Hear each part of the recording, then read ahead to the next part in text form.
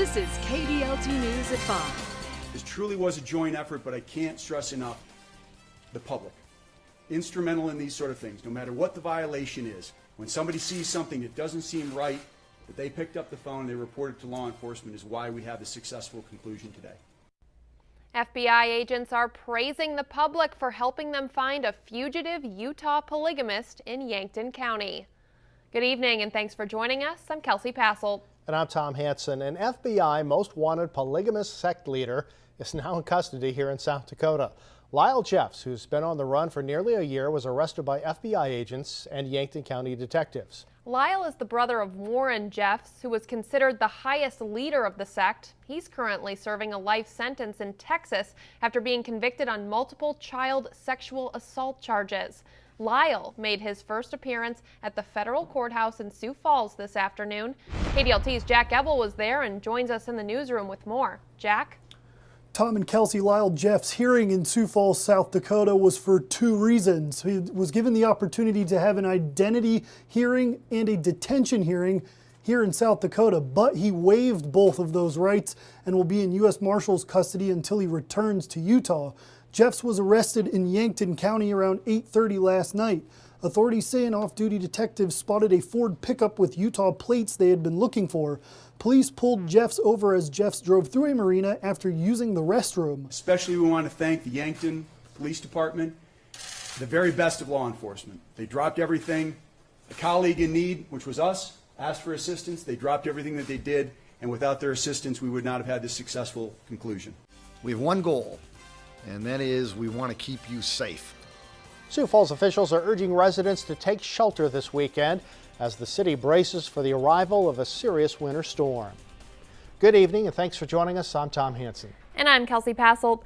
Closings and cancellations, warnings and travel advisories have already been issued across the region today as a winter storm pushes through South Dakota. Communities across our viewing area have already been hit with the high winds, pelting rains, and even hail today, with more severe weather on the way this weekend. Chief Meteorologist Alex Elisi has been tracking this storm for us. He joins us now in the Weather Center with the very latest. Alex. Yeah, those blizzard warnings still going into effect as we go into 7 o'clock. That's when the blizzard warning will start to go into effect for eastern counties. 3 people were found dead in their Lenox home this morning on the north side of town. Police say a relative discovered the bodies of a man, woman, and their 8-year-old son around 10 a.m. and called police.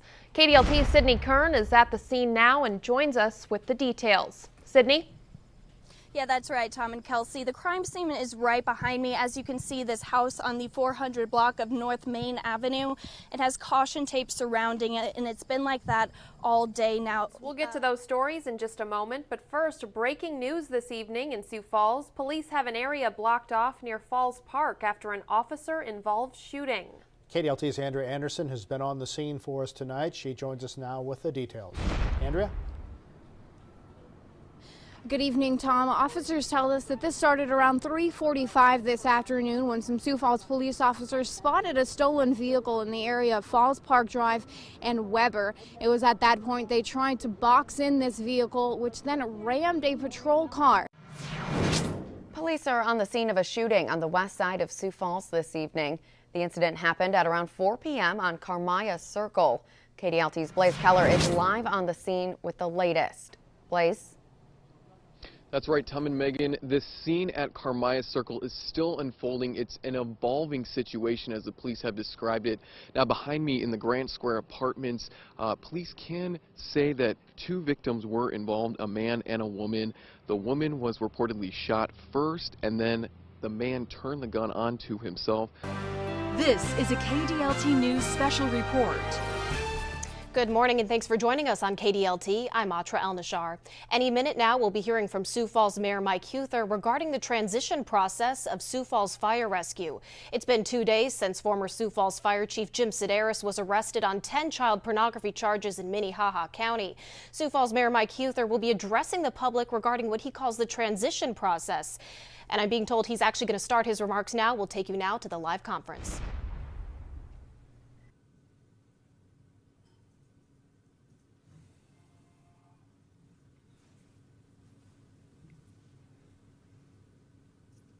So how are we doing, Mayor? How's fire and rescue? How are the city of Sioux Falls employees? How are the citizens of our great city? We're mad, we're sad, we're confused, we're hurt.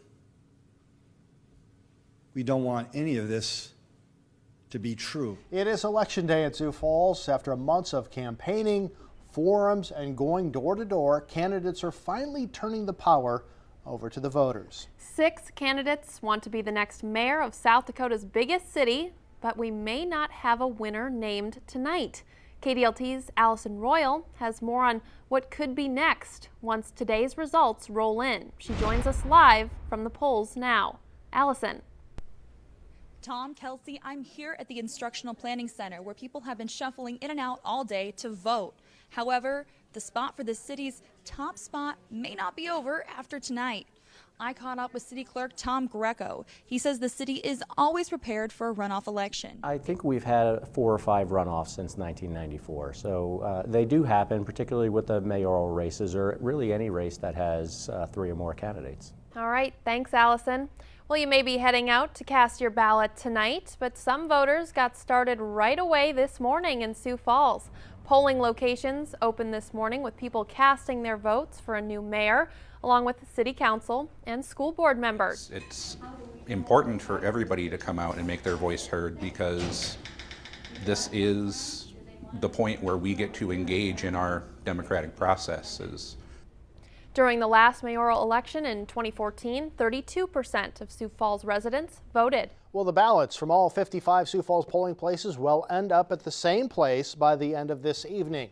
Once polls close at 7 o'clock tonight, the ballots will make their way to the counting center. Ballots are usually tallied at the Minnehaha County Administration Building.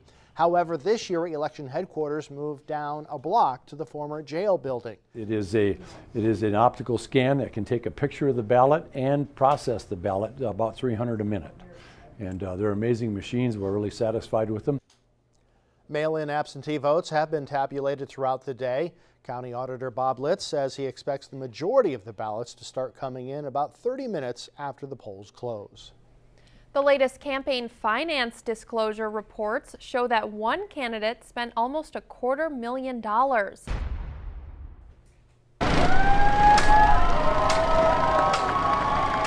Cheers erupted in downtown Sioux Falls this afternoon when a woman was pulled from a collapsed building in downtown. Good evening and thanks for joining us. I'm Tom Hansen. And I'm Kelsey Passoltz. A building collapsed in downtown Sioux Falls this morning with people inside. We know that one victim has been rescued by first responders. We have live team coverage downtown tonight. First, we join KDLT's Jack Ebel.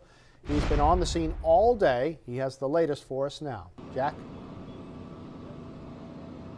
Tom and Kelsey, I just spoke with Sioux Falls Fire Rescue Chief Jim Sedaris, and he confirms that unfortunately there is still one man confirmed trapped inside the wreckage of the old Copperlound collapse from earlier today. Thanks, Jack. While crews continue to search through the debris, sections of 2 busy roads are closed to traffic downtown. 10th Street is closed from 2nd Avenue to Minnesota, and Phillips Avenue is closed from 8th Street to 11th Street. Crews are only allowing pedestrians to walk through these areas. The intersections at 10th and Phillips closest to where the collapse happened could be shut down for several days. And the building located at 10th and Phillips Avenue is exactly 100 years old, we're finding out. According to City Building Services, it was built in 1916. It was being remodeled at the time of the collapse for Lewis Drug to put in a store scheduled to open in the spring. Well, the community is showing support for first responders at the scene and businesses in the area impacted by the collapse. KDLT's Andrea Anderson joins us with more from downtown. Andrea? Tom and Kelsey, despite the somber mood and concern that is growing here in downtown Sioux Falls, now the community is stepping in and stepping up. Now, some of this construction equipment that you see here now is actually donated by the Henry Carlson Construction Company. Well, this event is certainly a shock for everyone, especially those who own businesses nearby. KDLT's Sydney Kern spoke to the owners of Coffea and Vishnu Bunny Tattoos to see what they're doing as their businesses. She joins us now with more. Sydney?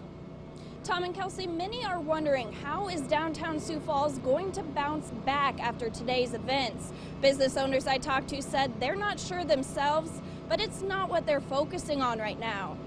The owner, Vishnu Bunny Tattoo and Piercing, says they have remained open but canceled the majority of their appointments for the day to keep people away from this area.